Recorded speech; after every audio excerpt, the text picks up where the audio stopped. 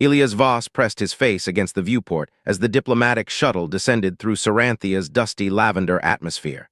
His stomach performed somersaults that had nothing to do with the ship's artificial gravity. After 8 years of diplomatic service to the Interstellar Coalition, this was his first solo assignment, and on one of the most enigmatic worlds in the quadrant, no less. First time meeting a Saranthian, the shuttle pilot, a grizzled man named Dawson, shot him a knowing look. "No," Elias replied, straightening his formal attire. "I've worked with the delegation on Earth, but living among them." He trailed off, watching the alien landscape unfold beneath them, twisted metallic structures that looked more like solidified lightning than buildings. "You've read the cultural briefing, right? All of it?" Dawson's tone carried an undercurrent of amusement. "Of course, several times. Even the cohabitation protocols." Elias felt his cheeks warm. "Yes, even those shared sleeping arrangements to promote bonding and trust. It's a cornerstone of their social structure." "Just making sure," Dawson chuckled. "Had a diplomat last year who missed that part, nearly caused an interstellar incident on his first night." The landing platform appeared, a spiraling disk of material that resembled mother of pearl. Elias braced himself as the shuttle touched down with a soft hiss of landing thrusters. "Ambassador Voss," a melodic voice greeted him as the airlock cycled open. "Welcome to Saranthia." The Saranthian waiting for him stood nearly 7 feet tall, with skin the color of burnished copper that seemed to shimmer with subsurface iridescence. 4 arms were folded in the traditional greeting posture, and luminous eyes, entirely violet with no discernible pupil, studied him with interest. Like all Saranthians, she had no visible hair, but rather a crown of delicate, crystalline structures that caught the light of their binary suns. "I am Thela, she continued, her mouth not moving as she spoke. Saranthians communicated through subtle vibrations in those crystal formations. "I will be your liaison and cohabitant during your posting." Elias bowed in the Saranthian manner. "The honor is mine, Thela. I look forward to our collaboration." The processing center was mercifully swift, alien bureaucracy, proving more efficient than its human counterpart. Thela guided him through the glimmering corridors of the diplomatic compound to their shared quarters, explaining local customs and protocols along the way. "These will be our chambers," she announced, waving a 3-fingered hand before a door that dissolved like mercury. "I have adjusted the environmental controls to accommodate your human physiology." The space beyond was beautiful in an alien way, all curved surfaces and materials that seemed to hover between solid and liquid states. What caught Elias' attention, however, was the singular sleep platform in the center of the room, a concave depression in the floor filled with something that resembled water but moved like living silk. "That's the bed?" he asked despite knowing the answer. "The restorative pool, yes," Thela replied. "Is it not as described in your briefing?" "It is," Elias nodded, setting down his case. "I was prepared for this. It's just different seeing it in person."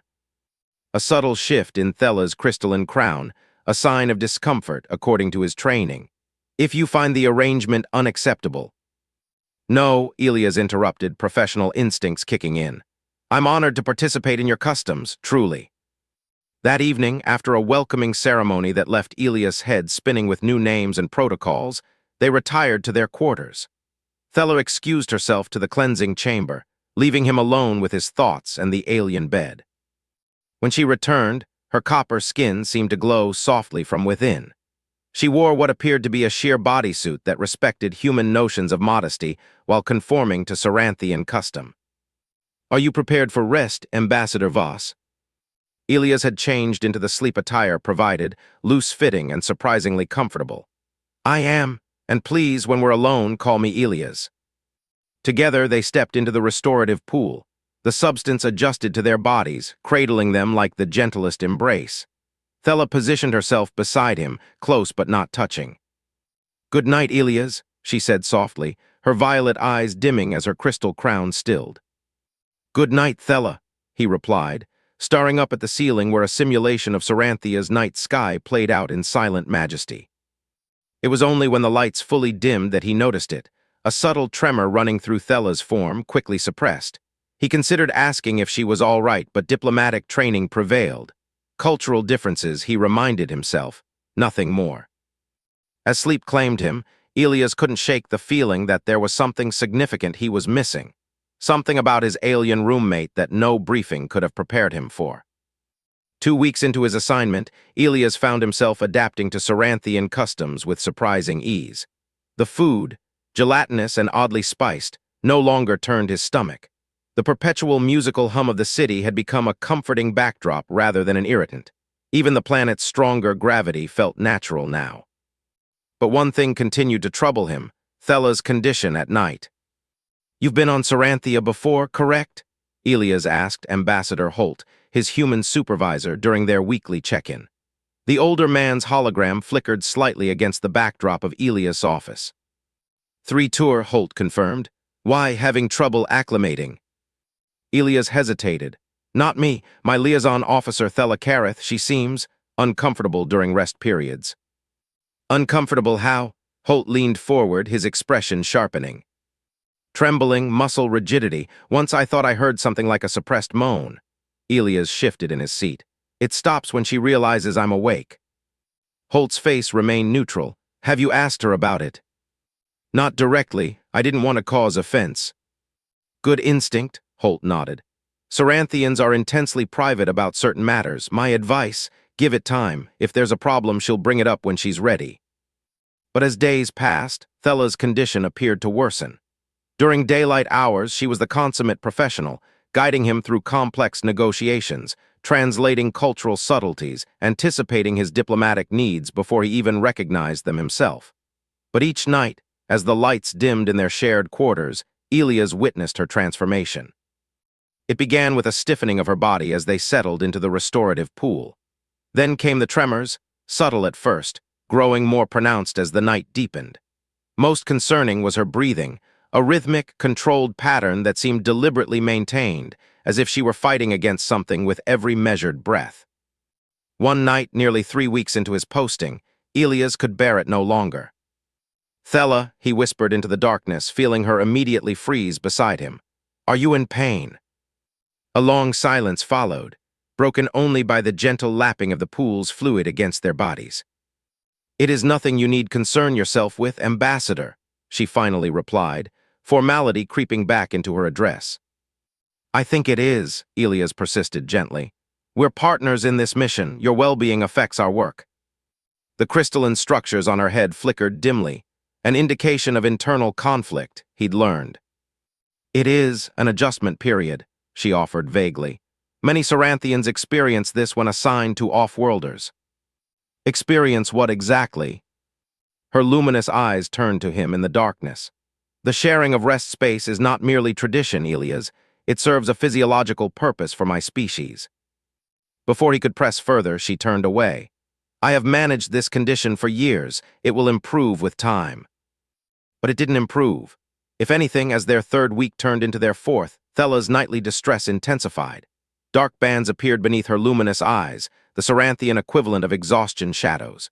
During diplomatic meetings, her normally flawless translations began to contain minor errors. Once, during a particularly delicate negotiation with the Saranthian Trade Guild, she excused herself abruptly, returning 10 minutes later looking decidedly unwell.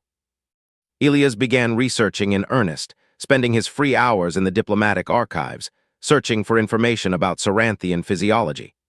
Most files contained only basic data: atmospheric requirements, nutritional needs, known allergies to Earth substances. Nothing about sleep requirements or the true purpose of their shared resting customs. His breakthrough came during an informal gathering at the diplomatic compound. While Thella was occupied with a group of Saranthian officials, Elias found himself conversing with Dr. Milo Banerjee, the compound's medical officer.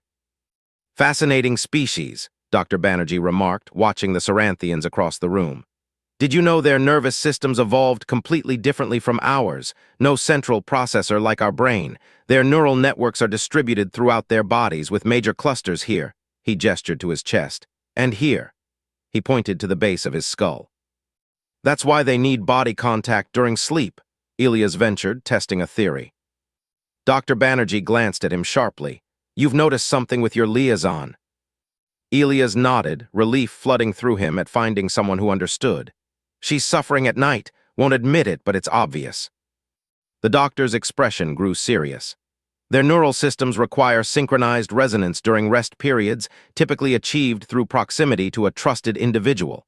Without it, their neural pathways experience feedback loops, quite painful from what I understand. But we're sharing the sleep space, Elias pointed out. Isn't that enough? Proximity isn't the same as connection, Banerjee said quietly. There needs to be a level of trust, I suppose you'd call it, a lowering of barriers. Elias frowned, and if that trust isn't present, then the Saranthian experiences increasing neural distress. Left untreated, it can lead to serious health complications. The doctor hesitated. Has Thela requested reassignment? No, she insists she's fine. Stubborn, Banerjee muttered. Typical. They consider it deeply shameful to admit incompatibility with an assigned partner. As the gathering wound down, Elias found himself watching Thela with new eyes. Her graceful movements, her professional demeanor, all of it a careful mask hiding what he now recognized as constant, quiet suffering. For whatever reason, she couldn't or wouldn't trust him enough to form the bond her physiology required. That night, as they prepared for sleep, Elias noticed Thela's hands trembling as she arranged her rest garments. I spoke with Dr. Banerjee, he said gently. Her crystalline crown flashed in alarm. You discussed me with the medical officer. I was worried about you. I still am. Elias stepped closer, careful not to invade her space.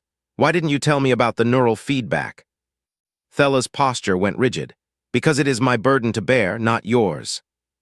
It doesn't have to be, he insisted. There must be something I can do to help. For a moment, vulnerability flickered across her alien features, so brief he almost missed it. Then the diplomatic mask slid back into place. I have managed this condition before, Ambassador. I will continue to do so. She moved toward the restorative pool with deliberate steps. Please do not concern yourself with matters that do not affect our professional duties. But as they settled into the pool and the lights dimmed, Elias could hear her breathing change, becoming shallow and controlled. The tremors began sooner than usual, more pronounced. He lay awake long into the night, listening to Thela's silent suffering beside him, determined to find a way through the barrier she had erected between them, not just for the sake of their diplomatic mission, but for her well-being. Whatever had happened to make her distrust humans so deeply, Elias resolved to prove that not all of them were the same. Permission to speak frankly, Ambassador Voss. The Saranthian doctor's crystal crown pulsed with subtle patterns of light as she stood in Elias' office. Dr. Nethville was older than most Saranthians he'd encountered, her copper skin bearing the faint patina of age, like verdigris on ancient bronze. Please do, Elias said, gesturing to the chair across from his desk, and call me Elias. Dr. Nethville settled herself with fluid grace. You requested information about neural resonance disorders. This is about Liaison Kareth, is it not? Elias hesitated, then nodded. She's suffering, refuses to acknowledge it. Thela Kareth's medical history is confidential, the doctor began, but I can speak generally about our physiology. She leaned forward. What do you know of our evolution, Elias? Only the basics. Your species evolved on a world with extreme temperature fluctuations. Your bodies adapted to conserve heat. Yes, but there's more. The doctor's eyes pulsed with inner light. Saranthians are not solitary creatures. Our earliest ancestors hunted in packs, slept in communal nests. Our neural systems evolved to synchronize during rest periods, a survival mechanism. Isolated Saranthians quickly succumbed to predators or elements. So the shared sleeping is biological, not just cultural, Elias mused. Precisely. When we rest alone, our neural pathways generate feedback loops, increasing in intensity until addressed. The pain can become considerable. Elias frowned, but surely in modern times there must be medical interventions. There are temporary measures, neural suppressants, resonance fields. Nethville's crown dimmed slightly. But these treat symptoms, not the cause. Eventually the body builds tolerance. Then why wouldn't Thela request reassignment, or at least explain the situation? Dr. Nethville's expression shifted to something Elias recognized as discomfort. Has she spoken of her previous diplomatic posting? No, Elias replied, not at all. 5 years ago, Thela was assigned to Ambassador Markovic. The doctor paused, choosing her words carefully. There was an incident. The details are classified, but it left Thela with a profound distrust of human diplomats, particularly males. The revelation hit Elias like a physical blow. She requested reassignment. Several times, denied. Thela's linguistic abilities are unmatched. Her family has served the diplomatic corps for generations. Nethvel's voice softened. Pride is also a factor. To admit incompatibility twice would damage her standing irreparably. So she's enduring this pain rather than risk her reputation, Elias said, anger coloring his voice. That's barbaric. Perhaps by human standards, the doctor acknowledged. But understand, for Saranthians, connection is everything. Our entire society is built upon it. To be deemed incompatible is to be defective. Elias sat back, processing this information. What happened with Markovic? I need to know what I'm dealing with. Dr. Nethvel's crystals flickered with reluctance. I cannot share specifics, but know this: trust, once broken for a Saranthian, is extraordinarily difficult to rebuild. Physical proximity is meaningless without mental openness. So how do I help her? Elias asked, desperation edging into his voice. That, the doctor said, rising, is something you must discover for yourself. Each bond is unique. She moved toward the door, then paused. One thing, Ambassador, do not press her to discuss Markovic. Some wounds should not be reopened. After the doctor left, Elias remained at his desk, staring at the alien cityscape beyond his window. The pieces were falling into place. Thela's rigid professionalism, her reluctance to discuss personal matters, the careful distance she maintained even as they shared the most intimate of spaces. That evening, as they prepared for rest, Elias watched Thela with new understanding. The slight tremor in her lower hands as she arranged her sleep garments. The way she positioned herself at the farthest edge of the pool, maintaining minimal contact. I had an interesting conversation with Dr. Nethvel today, he said casually, entering the pool. Thela froze momentarily, then continued her preparations. The doctor is highly respected in her field. She explained more about Saranthian neural resonance. Elias settled into the fluid, leaving ample space between them. Why didn't you tell me how serious this is for you? It would not change our circumstances, Thela replied, her voice carefully neutral. It might, Elias said gently. I can request a different liaison. No, the word emerged sharper than her usual measured tones. I will adapt. At what cost, Thela? I'm watching you suffer every night. During the day, you're struggling to maintain focus. Her luminous eyes fixed on him with sudden intensity. Did Nethvel mention Markovic? Only that there was an incident, Elias replied honestly. No details. Thela's crystal crown pulsed with what he now recognized as agitation. Then you understand why this assignment must succeed. I cannot, will not, request reassignment. Even if it means continuing like this. Even then, her voice was iron. Elias sighed, settling back into the fluid. Then we need to find another solution. There is no solution, she said quietly. Neural synchronization requires mutual trust. Trust cannot be manufactured. Maybe not, Elias acknowledged, but it can be earned. A long silence stretched between them. When Thela finally spoke, her voice was barely audible. Some things once broken cannot be repaired. I don't believe that, Elias replied, and I won't let you suffer if there's anything I can do to help. As the lights dimmed automatically, he could see the subtle reflection of her eyes watching him with an expression he couldn't quite read. Wariness, perhaps, but also something else. Something that might have been the faintest glimmer of hope. That night, for the first time since his arrival, Elias deliberately extended his hand beneath the surface of the pool, palm up, not touching her but offering connection. Thela didn't take it, but she didn't move away either. It was a start. Elias began his campaign slowly, methodically, like the diplomat he was trained to be. Each night, he would tell Thela a story from his childhood, insignificant memories, personal failings, moments of joy or embarrassment that had shaped him. Not asking for her stories in return, just offering pieces of himself without expectation. My father was a xenobotanist, he told her one night, staring up at the simulated stars on their ceiling. He was always bringing home weird plants. Once he brought this luminous fungus from Tau Ceti. I was 8, thought it was a nightlight. Turned out it released spores when exposed to carbon dioxide. Woke up covered in glowing blue dots. Took weeks to fade. Thela didn't respond, but he noticed her trembling was less pronounced that night. During the day, Elias made subtle changes to their routine. He began requesting her opinions rather than just her translations. When scheduling meetings, he'd ask her preference between options. Small choices, small autonomies, rebuilding the sense of agency that Markovic had apparently shattered. 2 weeks into his new approach, Thela offered her first voluntary personal information. "My crystal crown," she said quietly as they prepared for sleep. "It was my mother's. When Saranthians reach maturity, we receive our ancestral crystals. They carry genetic memory, not specific thoughts, but impressions, feelings." Elias, afraid of breaking the moment, simply nodded. "It's beautiful." That night, the fluid of their restorative pool seemed to shift differently, as if the barrier between them had thinned ever so slightly. Progress came in small increments. A week later, she began sharing Saranthian poetry with him, ancient verses about twin moons and crystal seas. Another week, and she agreed to join him for meals rather than eating separately.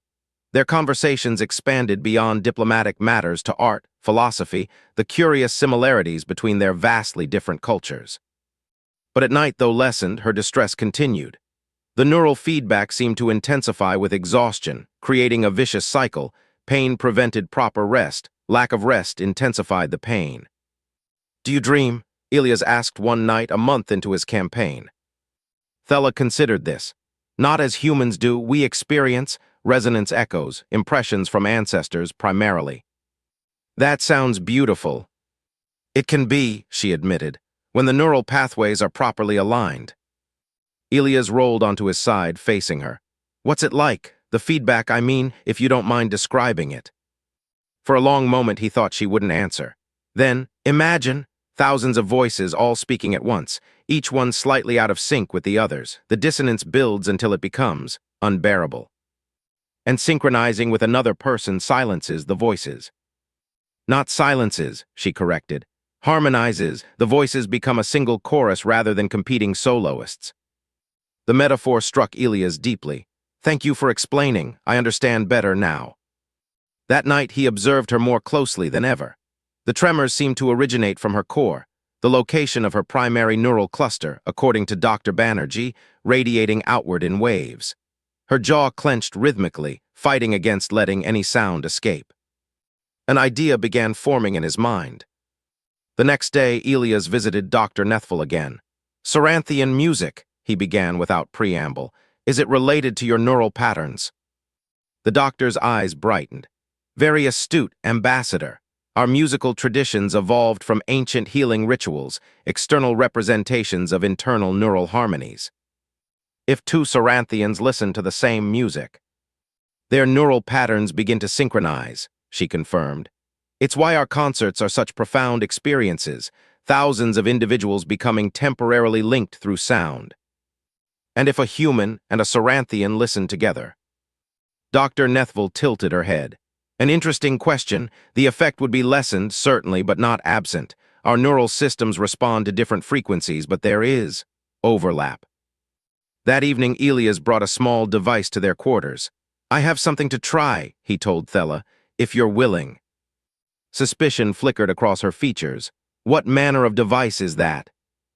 "A neural harmonizer. Dr. Nethville helped me program it with traditional Saranthian compositions." He placed it beside the restorative pool. "She said it might help with the feedback." Thela's crystal crown pulsed with uncertainty. "Such devices are typically used for infants or the elderly, those who cannot form natural bonds." "Think of it as a bridge," Elias suggested. "Not a replacement for actual connection, just something to ease the symptoms while we work on the real solution." After a moment's hesitation, she nodded. "Very well." The harmonizer emitted no sound perceptible to human ears, but as they settled into the pool, Elias could feel subtle vibrations in the fluid around them. Thela's eyes widened slightly, her crystal crown glowing with unexpected brightness. "Is it helping?" he asked. "It is not unpleasant," she acknowledged. That night, for the first time, Thela slept without visible distress. Elias watched her crystal crown pulse with gentle rhythms before allowing himself to drift off as well. The harmonizer became part of their nightly ritual. Slowly, Elias programmed it to operate at increasingly subtle levels, forcing their neural patterns to work harder to synchronize. Like physical therapy for the mind, he thought. 3 nights later, during a diplomatic reception, crisis struck. Elias noticed Thella's crystal crown flickering erratically midway through the event. Before he could reach her, she collapsed, not dramatically, but a controlled descent to one knee, all 4 arms wrapped around her torso as if physically holding herself together. He was at her side instantly, diplomatic protocol forgotten. What's happening? Neural cascade, she managed, voice strained. Need quarters. Without hesitation, Elias lifted her, surprised by her lightness despite her height, and carried her from the reception hall, ignoring the startled murmurs of the assembled dignitaries. By the time they reached their quarters, Thella was rigid in his arms, crystal crown pulsing with alarming intensity. The harmonizer, she gasped as he laid her in the pool. It's not enough, he replied, recognizing the severity of her condition. Making a split-second decision, Elias entered the pool fully clothed and carefully, deliberately moved toward her. Thella, I need you to trust me, just for a moment. Her violet eyes, clouded with pain, fixed on his face. May I touch you? He asked softly. After an agonizing pause, she gave an almost imperceptible nod. Slowly telegraphing each movement, Elias placed his hand over the center of her chest, where her primary neural cluster resided. Through the thin fabric of her ceremonial attire, he could feel a vibration, rapid and erratic, like a hummingbird's wings beating against his palm. Focus on my voice, he said quietly. Just my voice, nothing else exists. He began to hum, not a Saranthian composition, but a simple earth lullaby his mother had sung to him as a child. The vibration beneath his palm changed, stuttered, then slowly began to steady. Thella's breathing, which had been shallow and rapid, deepened. Her crystal crown, which had been flashing chaotically, settled into a slower, more regular pattern. The rigid tension in her body began to ease. Minutes passed, or perhaps hours. Elias lost track of time as he continued humming, feeling the vibration beneath his palm gradually synchronize with the rhythm of his simple melody. At some point, one of Thella's hands moved to cover his, not to remove it but to press it more firmly against her. When the crisis finally passed, they remained connected, his hand on her chest, hers covering it, both of them breathing in the same rhythm. How did you know? She whispered finally. I didn't, Elias admitted. I just hoped. For the first time since they'd met, Thella's lips curved into what was unmistakably a smile. Hope, she repeated softly. A very human concept. That night, as they settled properly into the restorative pool, Elias in appropriate sleep attire this time, Thella did not retreat to the far edge.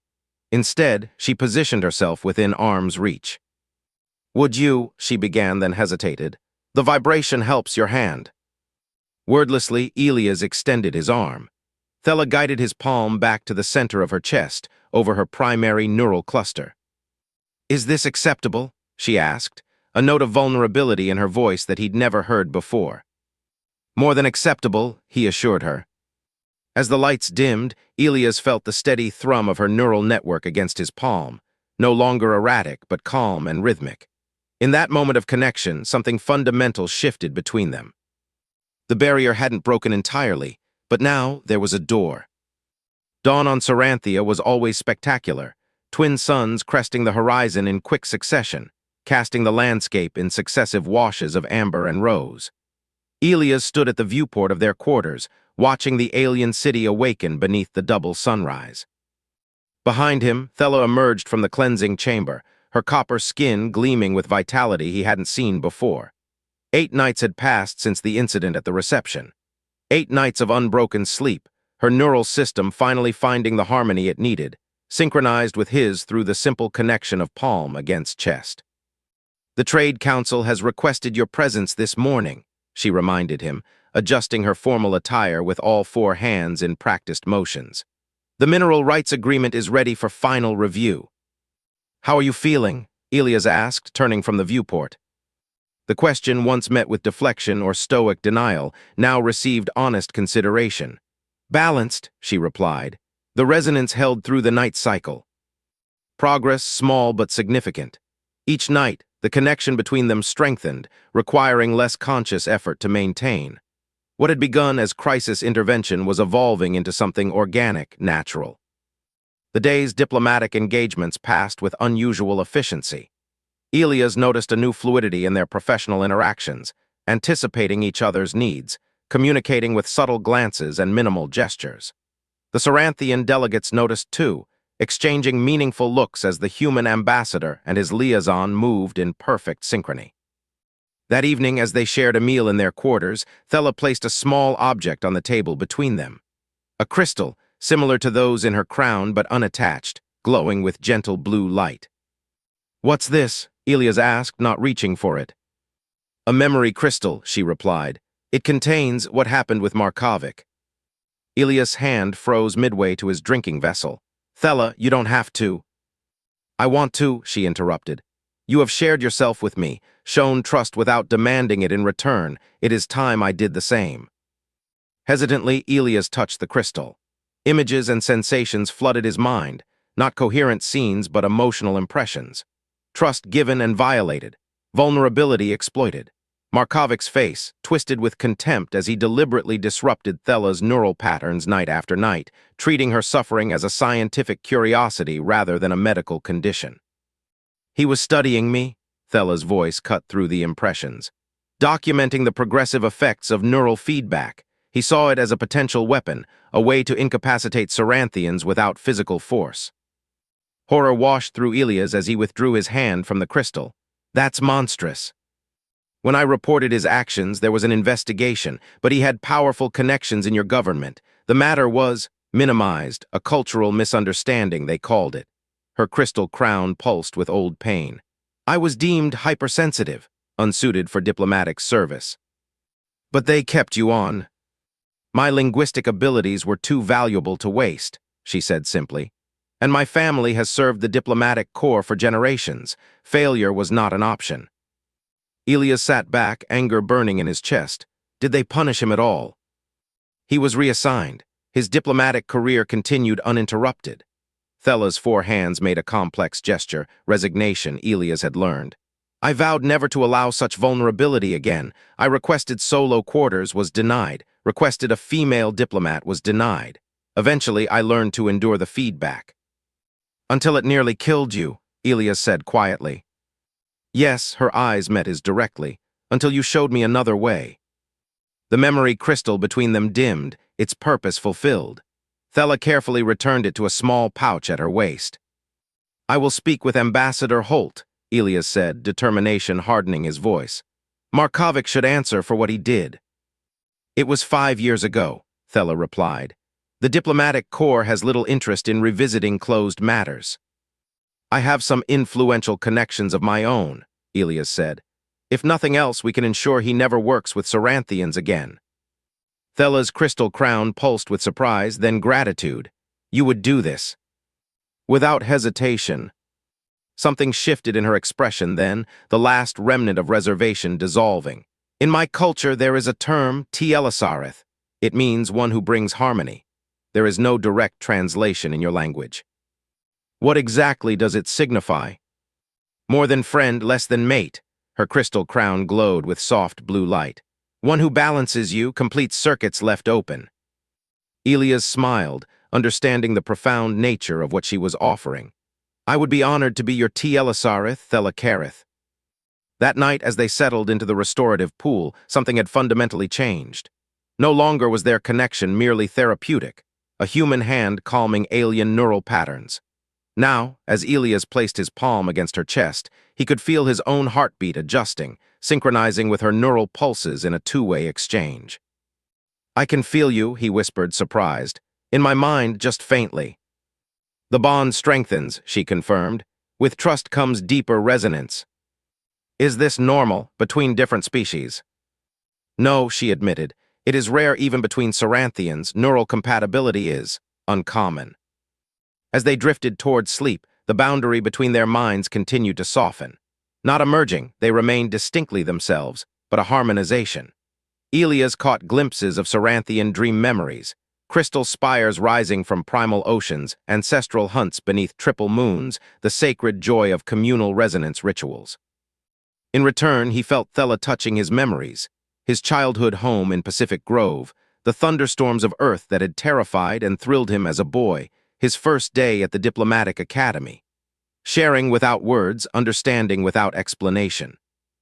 6 months later, when their formal assignment ended, neither requested reassignment. The success of their partnership had become legendary within diplomatic circles, human and Saranthian negotiators achieving unprecedented breakthroughs in trade agreements, cultural exchanges, and scientific collaborations. More significant than these professional achievements, however, was the personal transformation. What had begun as a cultural obligation, strangers sharing a bed due to tradition, had evolved into something neither species had quite experienced before. A connection that transcended physical proximity, cultural differences, even neural architecture.